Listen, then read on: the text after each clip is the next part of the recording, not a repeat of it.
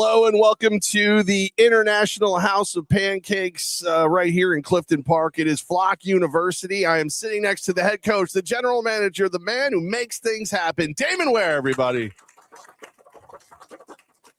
Good to see the Flock as always. I don't know if we did something right or wrong, but the Corda clan is here. It's over there. When your big boss comes, hey. The boss brought his boss and his other boss. And no, not anymore. 2.0 is 1.5 now. Bosses, let me give my little shout out to my grandkids that are watching this. Oh. Charlie and Andy, I know you guys are watching, so hope you're having fun borrowing grandma, and I'll see her in a couple days.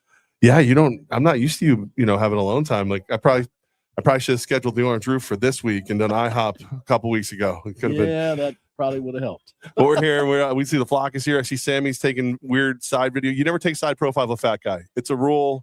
It's just can you imagine if you did side profile of Oprah, they'd never find you again. Like just keep that Oprah rules right here. That's what this is. I hope she's not watching our show. I hope she is. And you get a lawsuit, and you get a lawsuit. I'm sorry. Wasn't me, Oprah. Above my pay grade. I'm not above your pay grade. Please, I'll be out. By the way, you can catch me after the show collecting empty cans and bottles. All right, we're here for a couple of reasons. It's been a minute. Oh, look at right away. Everybody say hi, Nani. We're here. And hi, Grandpa from Andy and Charlie here in Cali. Oh my goodness, in Cali. It'd be nice. How did you not end up on the trip? I'm busy. That's why. You're always busy, though. Come on now. So, but no, at least one of us could go represent. So that's all that matters. And hope they're having a great time. Absolutely. All right. So we're here and news. I guess the last time we did the show, you had mentioned that you loved your wide receiver room. Have we had a chance to once again speak here on Flock University? I know we did on Fox Sports Radio, but you've been busy. Yeah. A lot of things that happened obviously in the UFL just kind of affected our guys. Just kind of a wrong place at the wrong time kind of thing. And, a lot of things in life are just, be at the right place at the right time. And so little sad, for some of our guys that weren't able to make it to the UFL. As we talked leading up to it, when they changed it from them being able to participate in camp and get a true opportunity to play based on performance in camp with understanding a playbook and performing on a daily basis. When you move it to a draft, I knew it's tough. It's a draft is made for big name players, guys that you can market.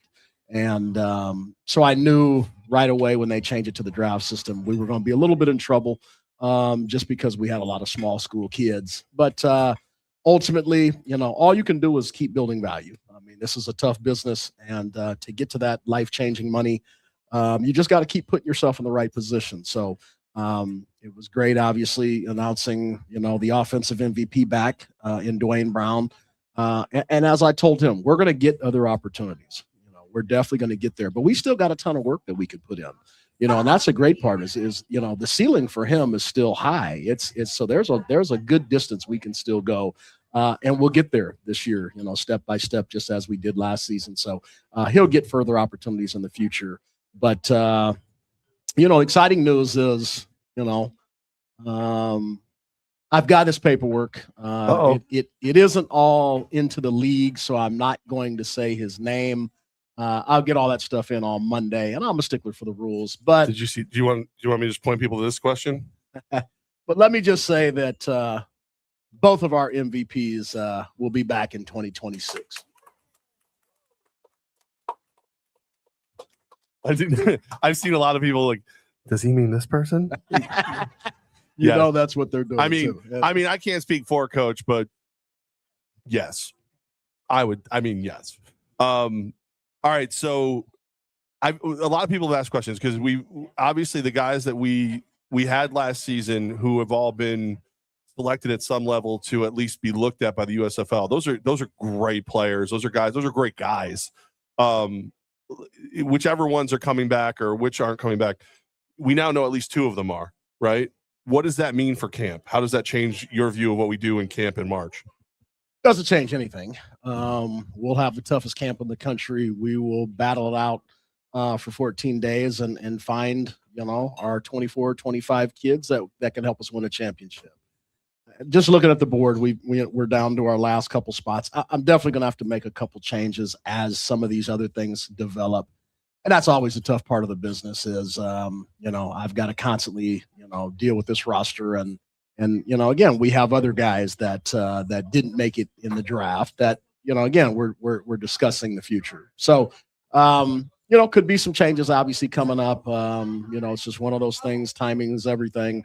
That draft didn't happen until this month. So a little later than I would want it to, but we'll get through all those negotiations and conversations. And if we've got to move on from a couple people, that's the sad part about the business is, there'll be a few people that are excited to be here and we may have to move on. And that's just the tough part of the business, but doesn't change anything for us. Our coaches are chomping at the bit. We meet every single week, getting ready for training camp. We know that we have the hardest camp in the country. And so it's not going to change anything. Every year is the same thing. I don't look at any player. It doesn't matter how great your season was last year. You will be evaluated based on training camp. And so you will earn your spot. I had an agent call me and, he asked me some questions about a client and I gave him the answers and he, literally probably close to word for word said, "You're the only coach that hasn't lied to us." And I paused and just kind of thought about that for a minute and was like, I said, I actually really appreciate you saying that because around here you earn your spot. There's no politics. There's no, hey, because you were here last year. Hey, I could love you as a son, but that doesn't mean anything going into the season. Football is football. My job is to win football games, is to compete for championships. And so those decisions have to be made every single year. And it's tough because there are some kids you really, really enjoy, you really like, you build a relationship over years that you're eventually going to have to move on from. Father Time is he's undefeated. And so there's going to be times some of our veterans that, he's right there. Obviously, when Father Time, everyone. There he is. There he is for sure. Coach Ray. But, there's always going to be those times. And so as fans, as coaches, as everybody, the one thing that's guaranteed about this business is there's going to be change. It could be changes in coaches. It could be changes in trainers. It could be changes in, front office person, whatever it is, there's always going to be change at this level. And so, we got to do what's in the best interest of the brand. Like I said, I absolutely love this brand. I eat, sleep, and drink the Firebirds. And so I will always make the best decision for the Firebirds. And so if that means moving on from people, if that means putting somebody that made them started last year, now they're second string, whatever that is, that's what we'll do. And so, but it was really cool to hear that comment from an agent. And he was like, you're the only coach that didn't lie. That's awesome. He's like, I got, I talked to other coaches and they're promising them starting jobs and they're promising them things. And again, he asked me, he said, is my kid going to start? And I said, well, what kind of coach would even give you that answer? Like hasn't been to camp. He hasn't worked. I don't know what he can do. I said, now, if you're asking me, does he have the talent level to start? Why do you think I signed him? Right. So I think I'll have 35 starters in camp. Is that a red flag when we haven't even got to camp yet and the agent's already calling you up asking about the status of the guy?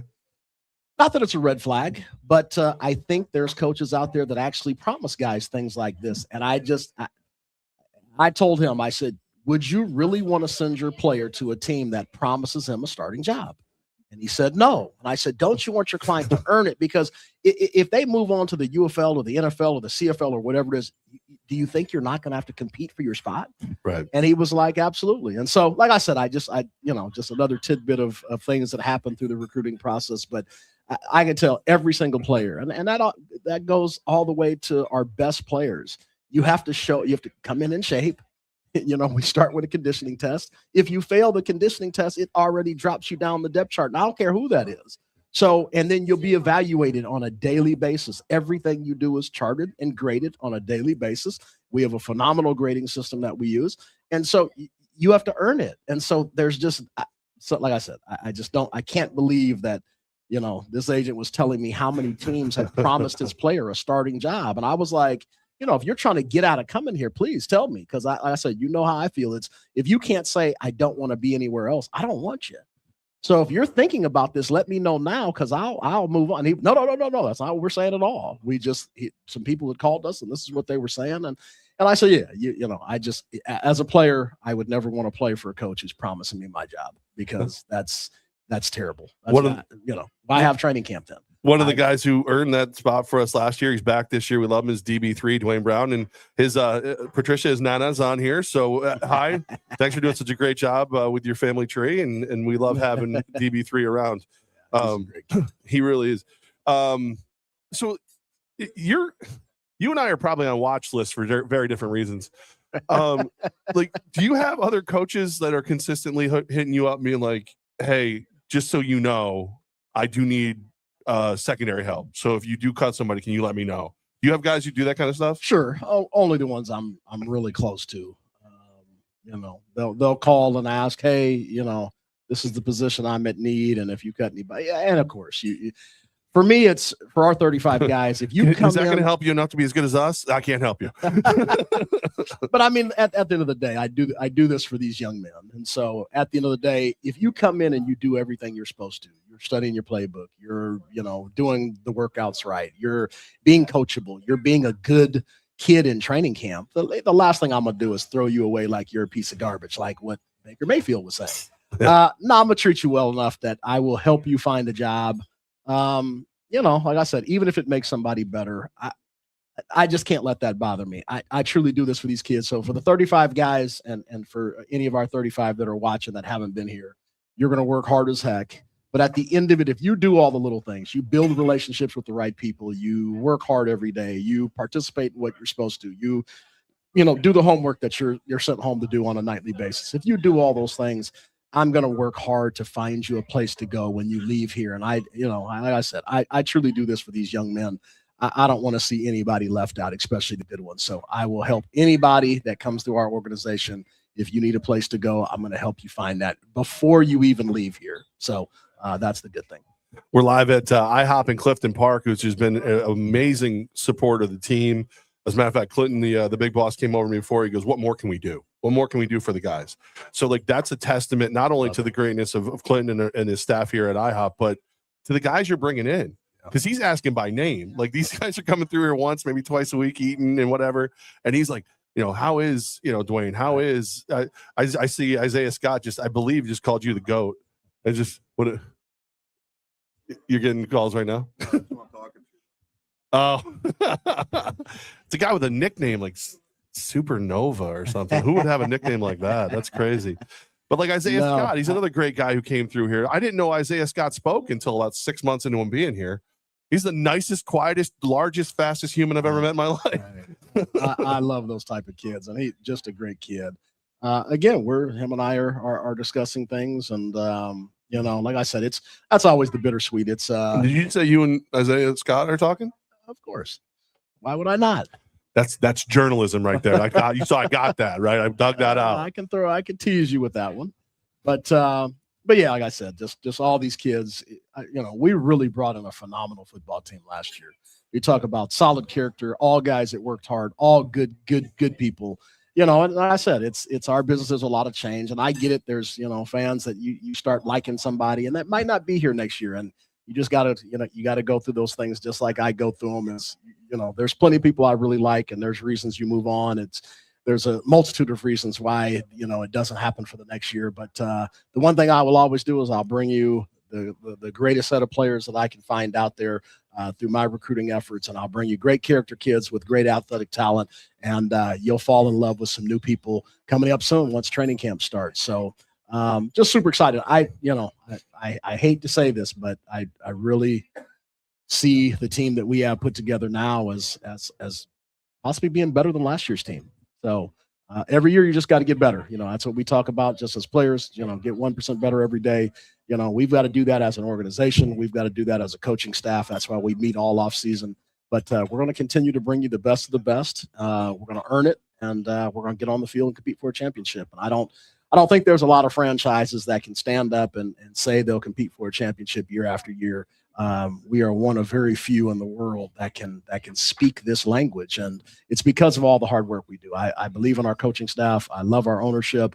I love everybody that's involved.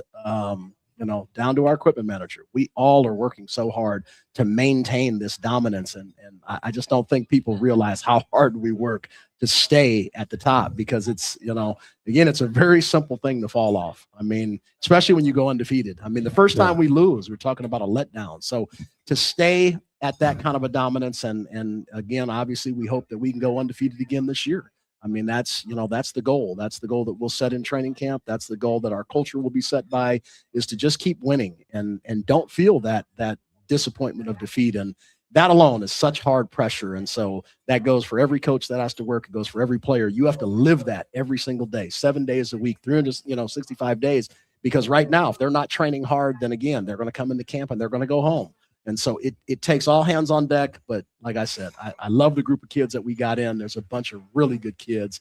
I talk to them all the time, and there's just a bunch of them that I'm so excited to be coaching this year. I just can't wait for training camp to start. And the scary part, though, is training camp is so soon. It's less than 2 months away, and we are going to be, it's like, I said, it was with Mike the other day, and just thinking about the time is every offseason, it seems like the season's so far away. And then you look up and it's like, man, how are we going to get all the stuff we need to get done? It's amazing. But somehow, like I said, with this group of people, we always get everything we need to get done.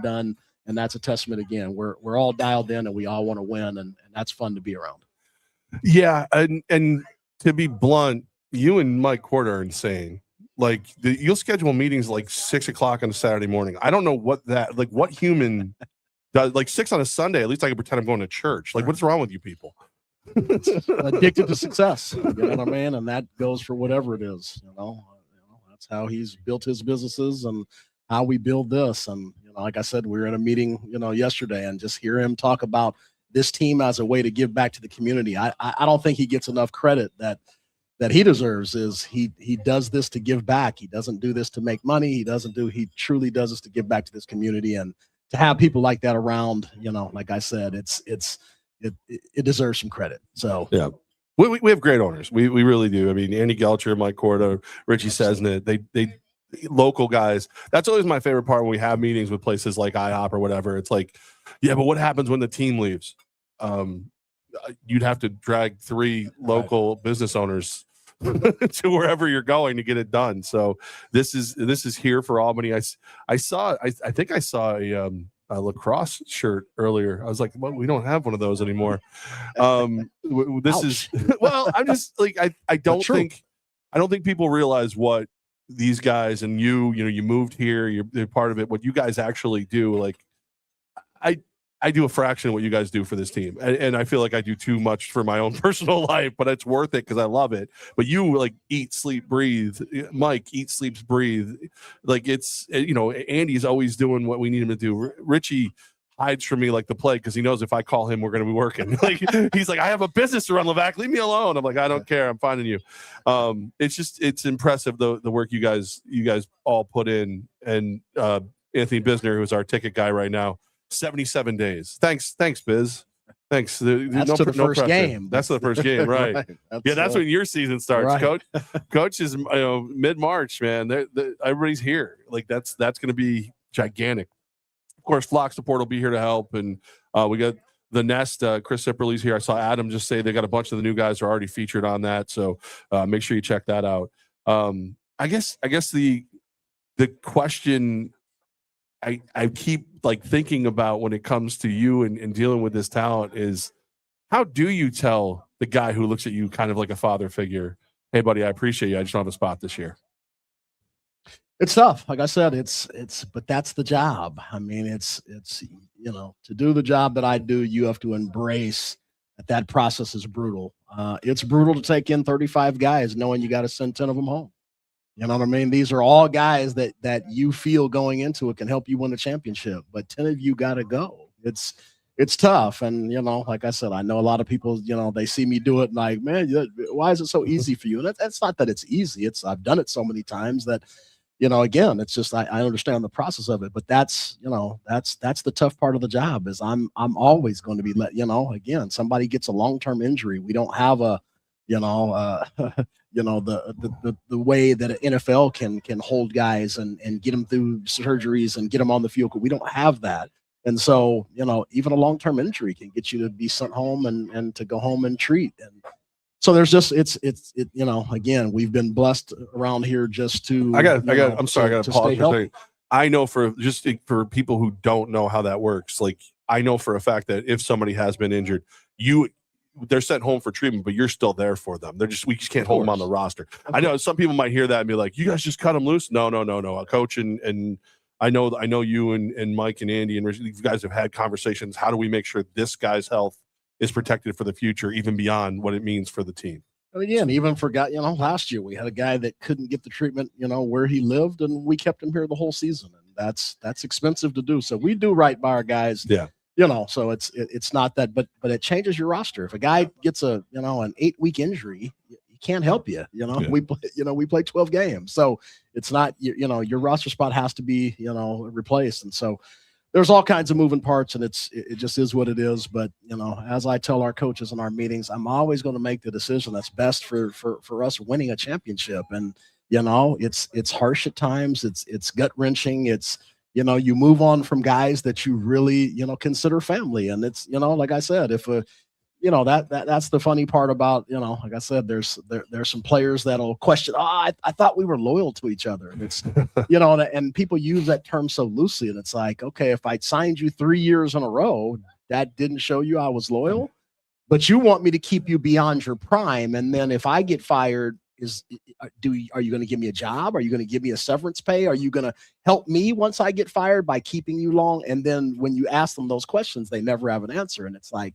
see, that's, loyalty isn't, in this business, it's not, it's not the same. It's not absolute, typical. And it's, I have to explain that to guys all the time. It's like, okay, so we are loyal to each other. Right. I mean, that means I'll check in on you. It means I'm going to care about you. It means I'll check on and, ask how your family's doing. I'll call you on holidays, but that doesn't necessarily mean your point. If you weren't running a team, would they be calling you? and like I said, there's some of these kids that I've been connected with life. Look at players like Sean Brown. It's I talk to him just about every single day, again, we've been together since 2017. So, moving closer to 10 years, and we talk almost every single day. And so those are some of the relationships you build. And, but there's going to be plenty of kids that, when I let them go, they'll never reach out to me again. And that's fine. That's, doesn't hurt my feelings. Part of the beast. At the end of the day, it's about the season, and we'll do what's in the best interest of the season. And, but that's part of our initial, meeting on first night is, this business is about relationships. And if you don't foster the right relationships, it makes it tougher to stick in this. And so I really do encourage our kids to sit down with their coaches, their position coaches, sit down with their coordinators, sit down with me, and make sure you foster good relationships, because you never know how that's going to play out in the course of a season or in a career. Because, even when you leave here, there's going to be a coach that's going to call me, and ask me questions. We have a lot of ex-players that are all over this league. And so if you don't think those coaches don't call me and ask me about those guys, and again, I'm going to tell them the God honest answer. You know what I mean? I'm not going to lie for somebody. So, I had a call yesterday, and hey, I'm going to tell you about this kid. Here's what I think about him. Here's his strength. Here's his weaknesses, and if you put him in this position, hey, you might be in trouble. And I'm going to tell the truth. And, at the end of the day, that's just the way it goes. So, but super excited though. Like I said, training camp's coming up. I get to start thinking about all these things, and just the roster, just, sitting, and I love the way, my board is right there in my office, and every player's on it, and it's all broke down by position. I sit there and stare at that thing so much during the day. And I just, lately I've just been staring at it and smiling. And like Ben, you can't see the board because you'll put it online. No, Benny comes in my office. I see him look over his shoulder, see who's on there. But Ben's like, I'm going to get so many new followers. Yeah. I'm going to catch up to my fishing brother. That's his brother. Yeah. But no, we really do have a good set of players. I'm super excited. And like I said, we've gotten so athletic, and, I just counted the other day, and this just crazy. So if you look at Division I football being FCS and FBS football, we have 18 guys on our roster that are D1 guys. That's almost unheard of. So we are killing it in the recruiting process. And, like I said, it's an exciting thing. So we're going to get more kids, more opportunities. I think there's several kids on this roster that could get an opportunity at the higher level. Hopefully this year the UFL will be able to figure out kind of what direction they're going and how they're going to do their recruiting in future seasons. But like I said, my goal, I told in our coaches meeting, I'd like to see 8 kids off this team go to a higher level. I think that'd be incredible. So, and ultimately possible because of what we've already seen achieved by these rosters. Live at IHOP, it's Flock University. Do you ever take time to look at the other rosters in the league, or is that something you do later? Of course. I mean, we're already started. Like I said, Minnesota just is going to have a special place in my heart for a little bit. What? Like I said, we were in Chicago at AF1 University, and they just kept calling us out by name, and I just didn't quite. Don't poke the bird. I know Coach O'Neill's watching here, yeah. But they just kept calling us out by name, and I just. You're a new team. If I were you, I'd come in quietly and just try to knock us off. But you start calling yourself like you're great and doing all these things. And you know me. I'm a quiet person. I'm just quietly going to take some notes. Put together a game plan, and I'm going to give you everything you're asking for 4 quarters. And I just, like I said, I feel so pumped up for this first game because I just didn't understand the whole. If you come in, you should be worried about winning 1 game. That's it. But to say us like 20 times in the meeting, I was just like, all right. I finally got up in the middle of the meeting and said, we'll take them first. So whenever our first home game is, we want Minnesota. And they, like I said, so they got us.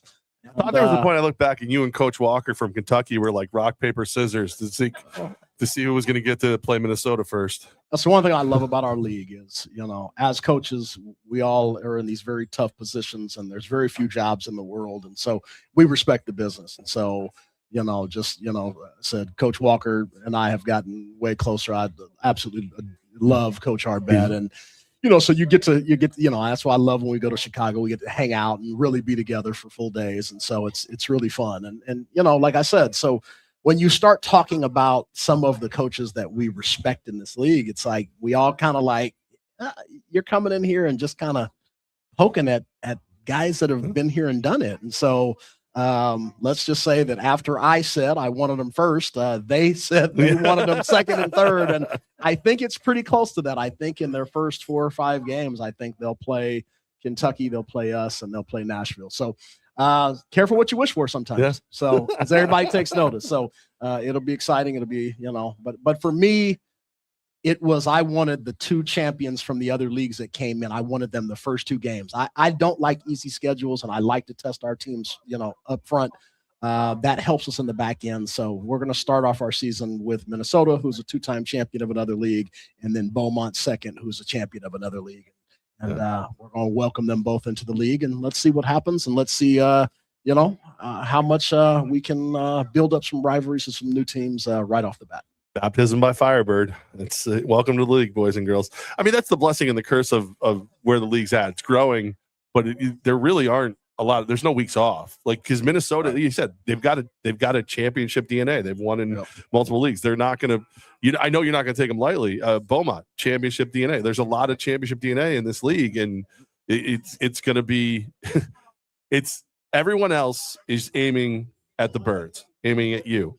Nope. You are aiming to continue an undefeated streak, but I mean, I know that's not the overall goal. It's like I asked you about rosters in the league, and you went right to week 1. So obviously, it's 1 week at a time. But like that's you're on the mountaintop, and they're all shooting up, and you got to maintain your spot. And it's like I said, think of how easy it is to fall down that mountaintop. You're on the top by yourself, and so everybody down below is trying to pull you down that mountain. So like I said, it's but we relish this challenge. Like I said, we've already started.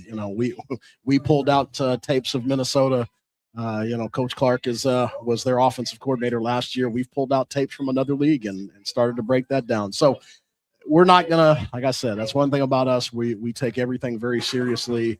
We take playing in the MVP arena very seriously. We're coming off an undefeated season, so we know everybody's going to be running and gunning for us. We know we need to be great for 4 quarters every single night, but we're going to embrace that challenge. Our coach is going to embrace that challenge, and I just can't wait. Like I said, I am so, I don't know. Every year I just find some motivation, and it's just, like I said, I feel like I'm 20 years old.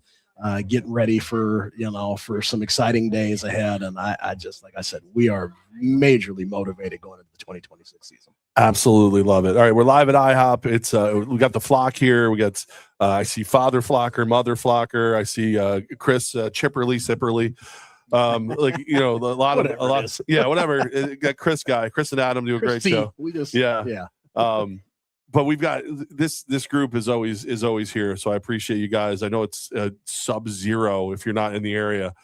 Tommy Gross was stuck to the door. We had to like pry him off with hot water, but we got him in.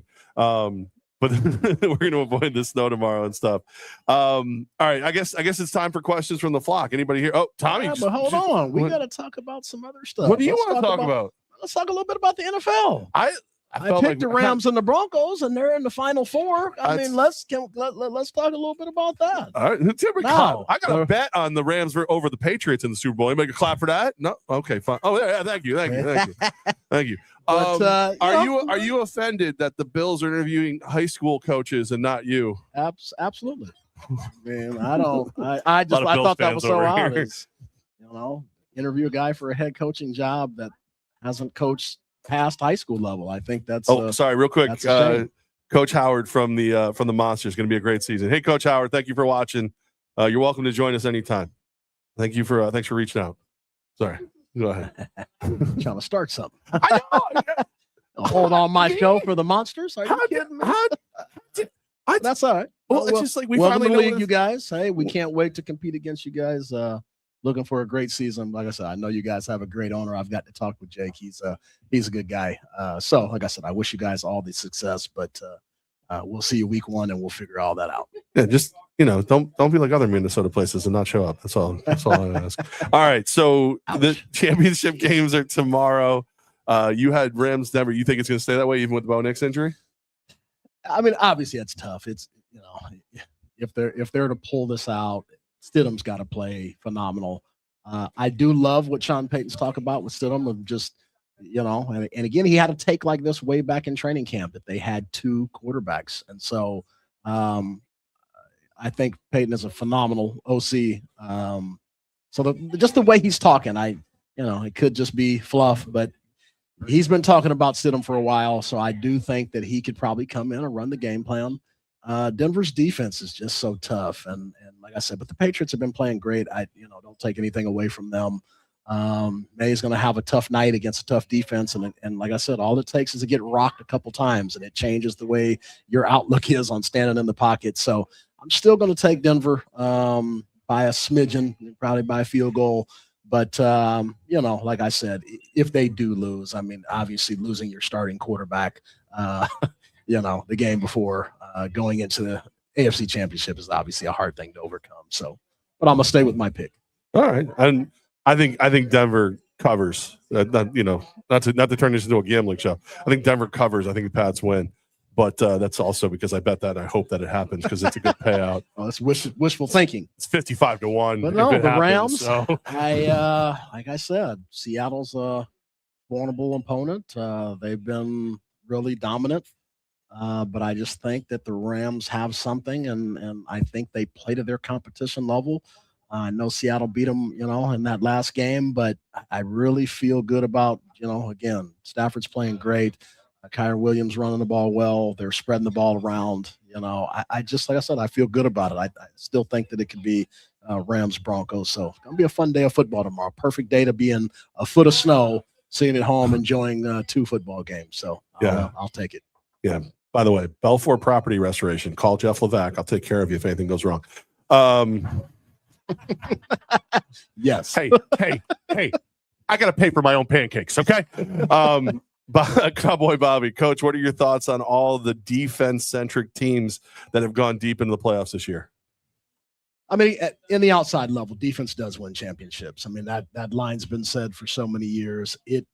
When you can play really good defense and run the ball, to me, that's the way you win. And so if you can couple a good defense with an offense that can put up points, that's what you want. And I think every team that's in it right now, obviously other than a quarterback change, they're all playing really good defense. They all can run the football, and they all have formidable offenses. So like I said, this is probably the best championship weekend I think I can remember in a while that these games are really, really unpredictable, and any of those four really could win. So going to be a fun day of watching. And but like I said, defenses right now, there's some good defense being played right now in the NFL. The dark side defense, that's what they're calling themselves in Seattle. Is we don't usually get nicknames for our units, do we? Not in years and years.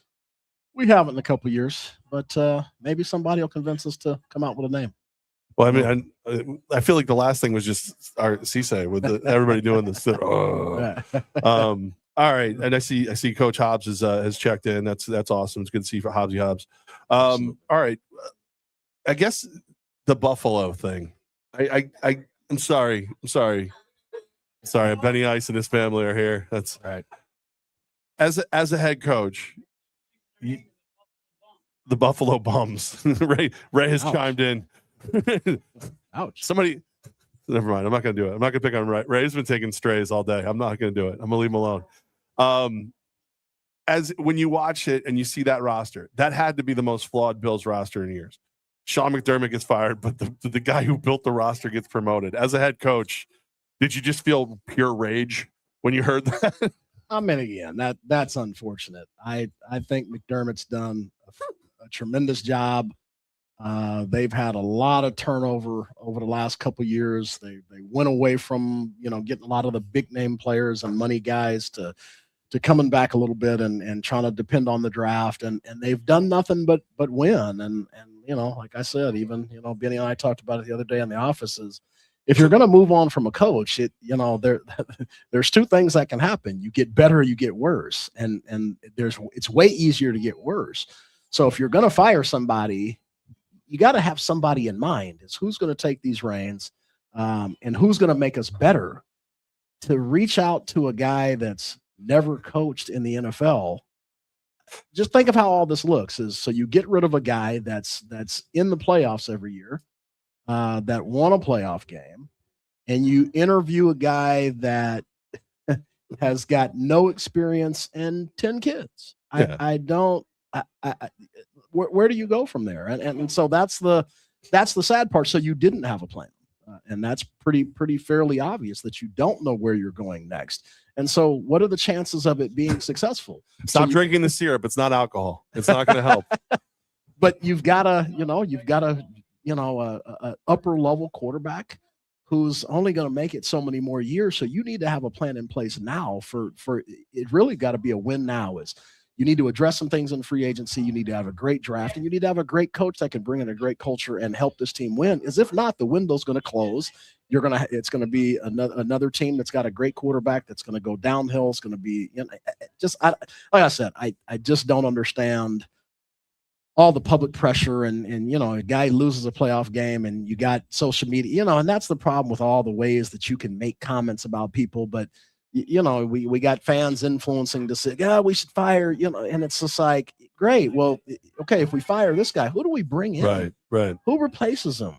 And that's like I said, I really, the fact that they interviewed a high school coach tells me they didn't have a plan, and they're going to get a sub-tier coach, and it's probably not going to go as well as what McDermott would have done. And that's but that, like I said, but that's our job as head coaches, is you would do everything right. But there's so many pieces that have to fall in place. You and your GM got to be on the same page.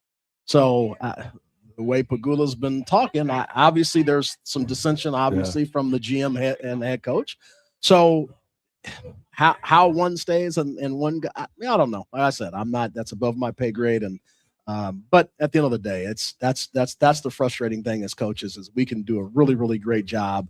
We can be definitely deserving of the job, and with all kinds of small things, we can easily move on. And now we've got to pack up our families and move to another state and go through all that. He'll get another job. I mean, there's no question. He's done a solid job. He'll get another job. But again, now you got to move. It's tough. And but like I said, I just don't think they had a plan. Welcome to being a Raiders fan, everybody. This is what it's like. Welcome. You feel bad now? You feel bad? We got Fernando Mendoza, baby. Come on now. That's magic right there. Magic. We'll see what the Raiders is. Do they go with maybe hire Sean McDermott and then be interesting. Trade for Josh Allen. What's that? Sean McDermott's a hell of a coach. You got to give the guy. I was lucky enough to go to Bill's camp the year before, and then his first year, and the difference was night and day. They were like, Coach McDermott knows everybody's name. Like he walked into some dude who was like, in the one of the mechanics that handles like vehicles. He's like, oh, you got your haircut, blah blah blah. And everybody's like, how the hell did he know who Steve was? Like, so he has a lot of respect and is a well loved coach. All right, here we go. We got a question from the vlog. Motherfucker, when can we expect to see the new uniforms? I actually don't have. See the beauty of Mike's laugh said it all. The beauty of our organization is we can't fire the GM without firing the head coach. It's the same dude. So that's why I like it together. So I don't have to worry about getting along with somebody else to figure out players. But you get along with everyone. You're great at it. Yeah, well, but not if they were picking players. That's true.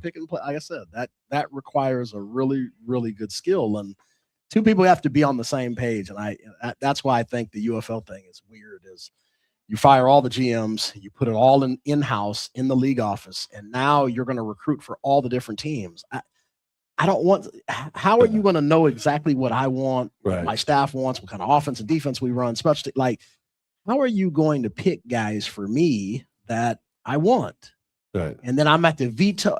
Think of how much extra work that would put on my plate. Is now I've got to check the work of somebody else that's working and then put in my own work. And then that's a step I don't even want to go through. So I don't know. I think some of these situations where you have, too many cooks in the kitchen. Exactly. And I just think that can be dangerous. But what about these uniforms? On the uniforms. Like I said, Under Armour's our uniform, supplier. So we're finalizing all those details. Probably won't be out until I'd say early March. Before we see them, we'll obviously do a uniform reveal. Probably at Rivers. Rivers is such a beautiful place. Where we held the last press conference. That is just such a cool little area with the screens, all that. So we'll probably do it there. And let you guys see. It's going to be different. Do I tease it? Do I tease it? So I will say this: the slight disappointment is, the jersey that took us a long time to get to. Tommy's got that jersey. That jersey. It like I said, a lot of minds, a lot of stuff of going back and forth. I like to change a little bit of stuff every year to give us our own identity each year. Under Armour couldn't do that. And so I will say they'll be different than last year's jerseys. But we went with a cool change, and there'll be a story behind it, and we'll kind of go over all that at the jersey reveal.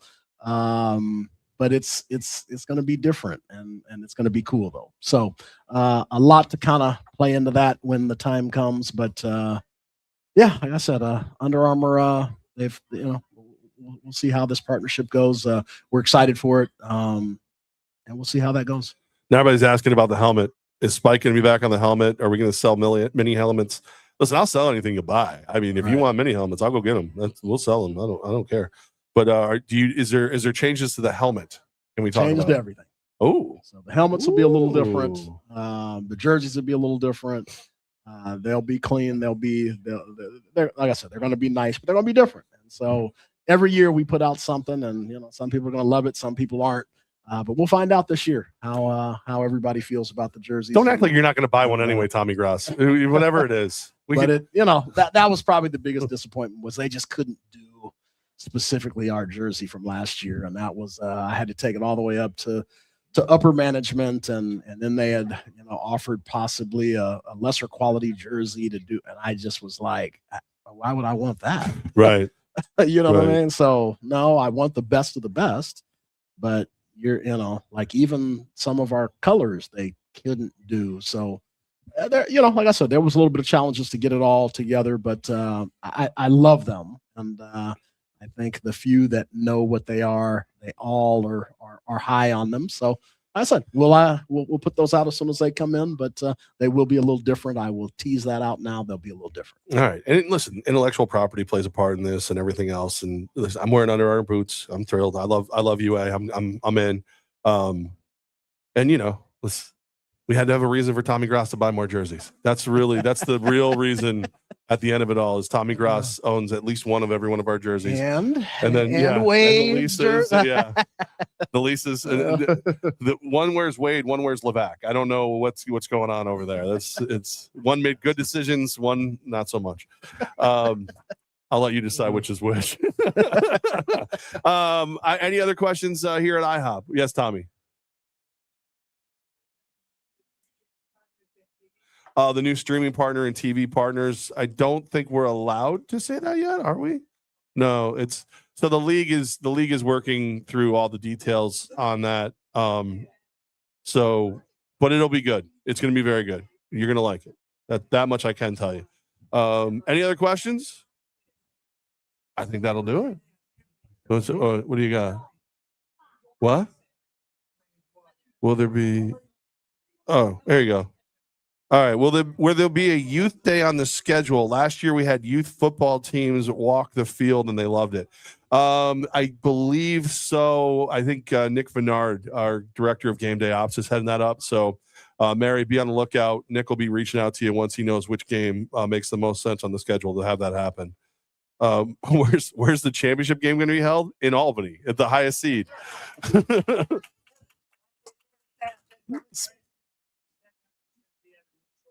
Is that what he said last year? Well, I don't. Is it going to be? Listen, there's two places. Hey, go ahead. That's a great question. Yeah. Why are you laughing about all this other stuff? Hey, I'm gonna let me. I probably should have said either the highest seed or the highest bid. Yeah. It's probably where the game's going to be. Yes. So I hope. Have you guys heard of this mall in New Jersey? I hear it's going to be. Oh, never mind. That's not funny. That's never again. It won't be at the mall. Right. Unless they offer enough. Right. I heard. But please, mall, don't. I heard Crossgates is going to offer free Regal passes to everybody who goes. So we might have to go to. All right. Don't give any ideas. I've been through enough. All right. Listen, there is no neutral site. You guys travel. Most of these team fans don't. So as long as the flock's there, it won't be neutral. It'll be our home field. But I always anytime I'm on a call, I'm just like, I think high seed should host. But again, I don't have enough money to make that happen either way. So high seed or highest bidder. Well, you can actually. Mike Corda speaking.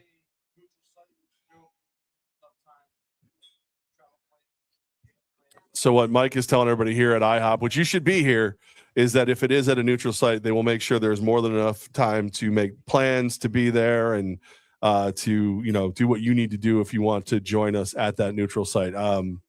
Again, it just means that it's good news for the league because the league is being sought after. That's what it means. So as much as I know some of you, if it doesn't end up in Albany, are going to be very upset, just realize good news for the AF1 is good news for Albany because it's good news for the Firebirds. So just keep that in mind. That's all I'll say. Adam over here trying to promote his show on this show. Can you talk to your boy, Chris? Can you talk to Adam? He's over here. The Nest with shows on February 4th and 11th, moving to Monday nights when the season starts. I'll give you a quick, like I said, Firebirds Media Network. We'll get all those things announced.